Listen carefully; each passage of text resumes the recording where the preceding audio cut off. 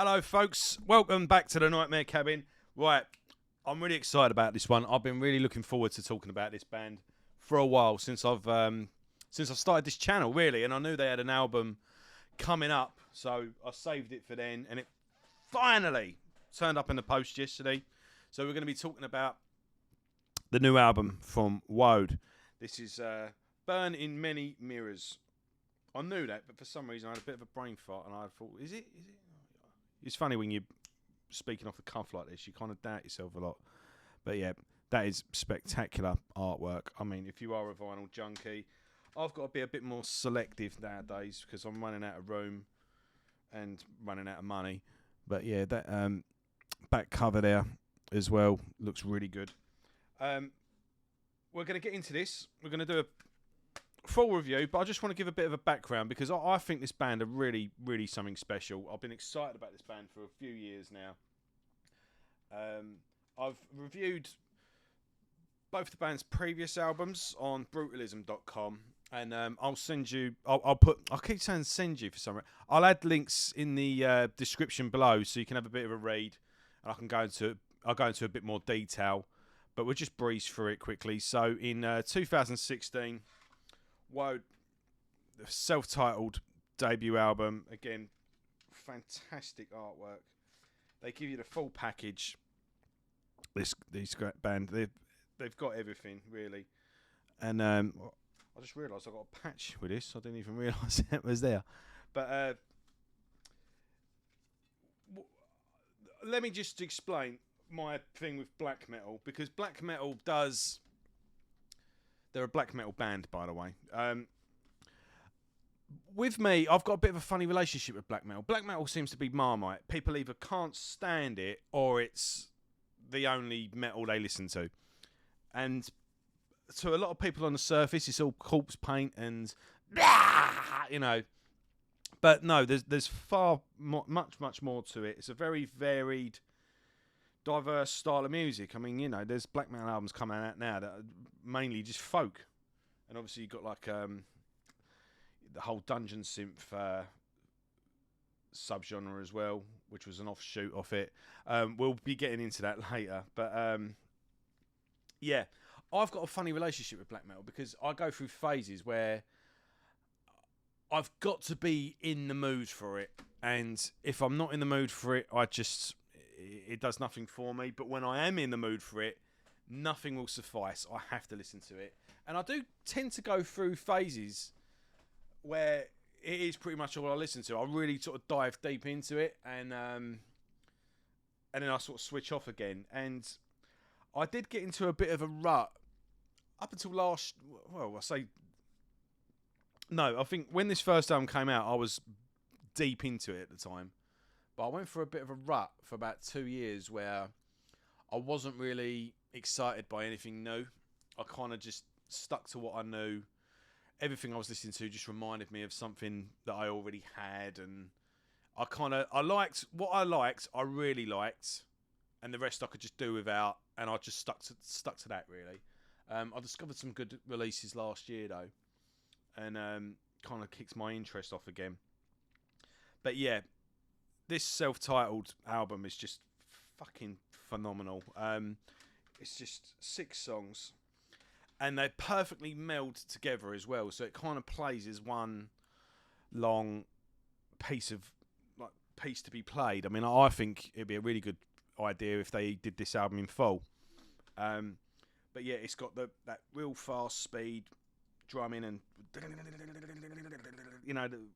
just that really fast, the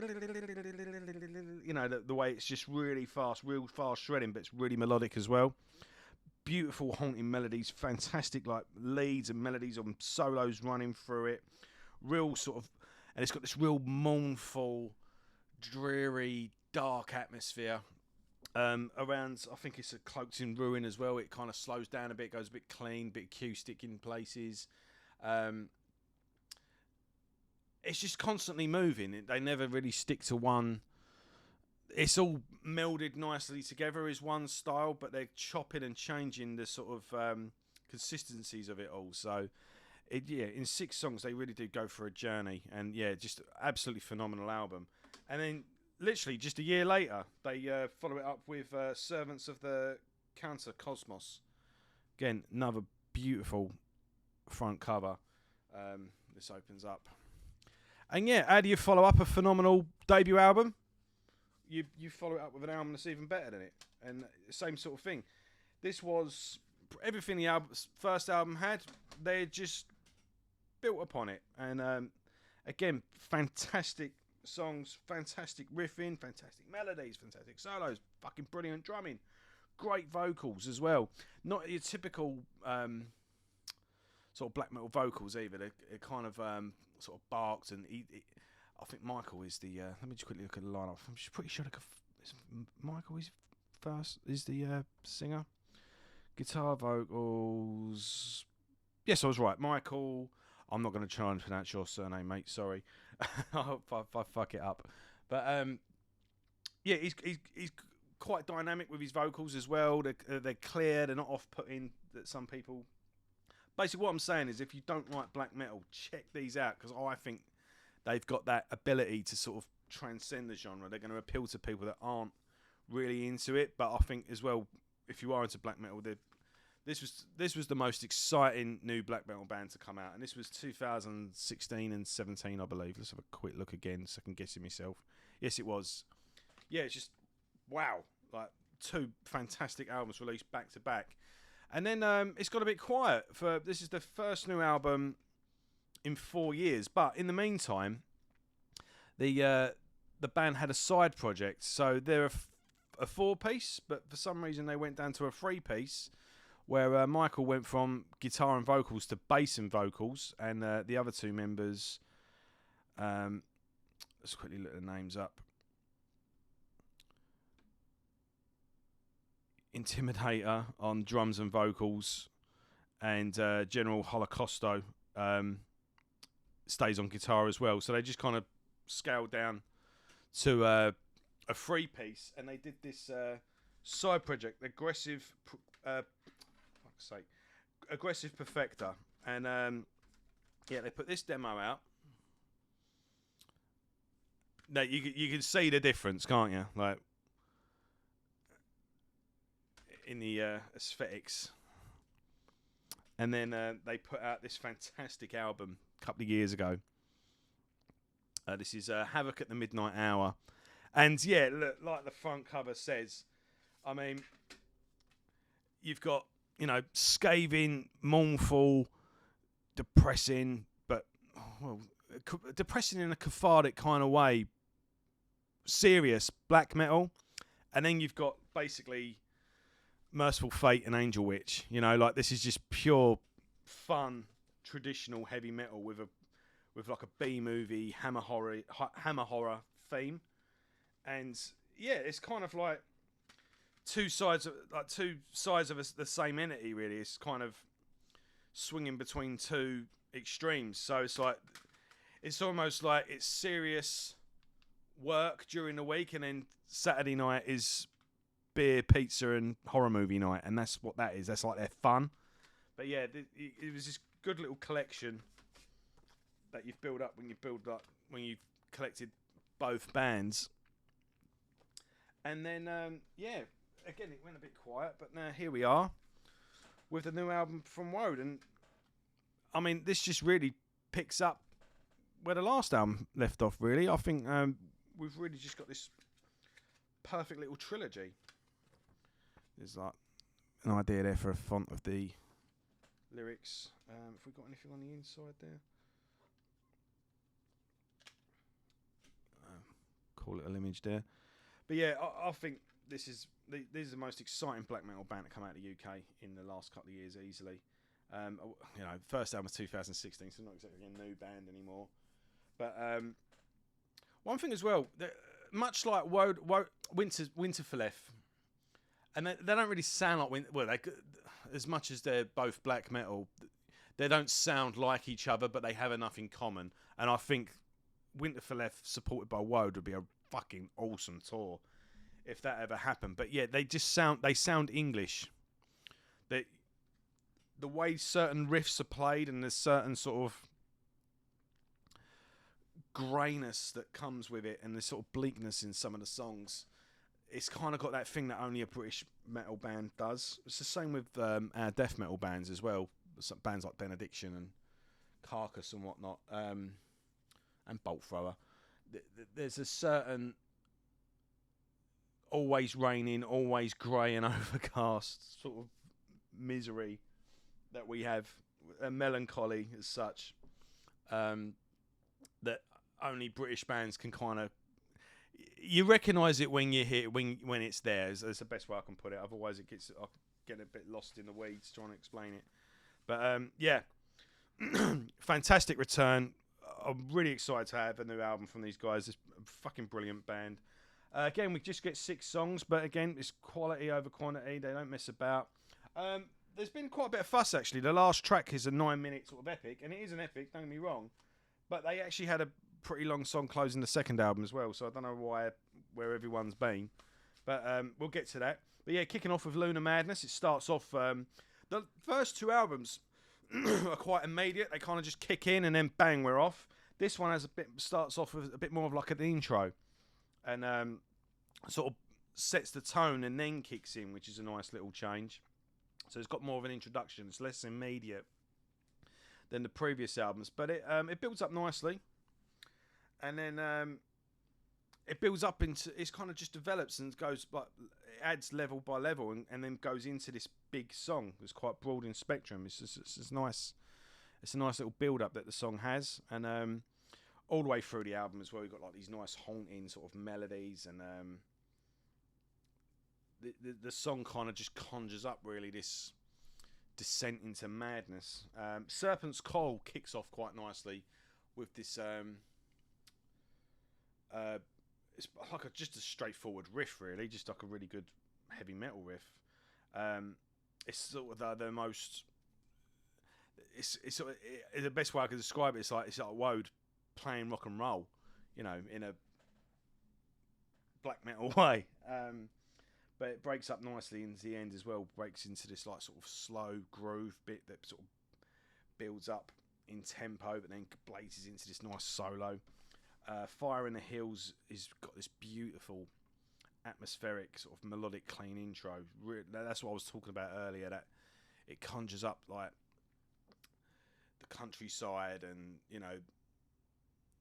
just British Isles, and again the dull grey weather, and and it's themes of like horror and it looks like they're into their H.P. Lovecraft, and you know what I'm getting at, so. But yeah, you hear a lot of.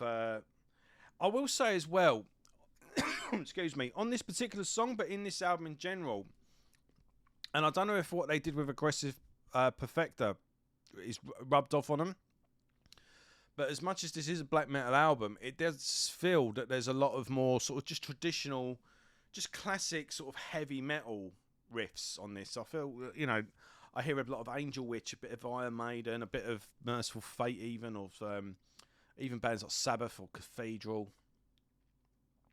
If this feel, and that's what another thing where it feels like feels very British.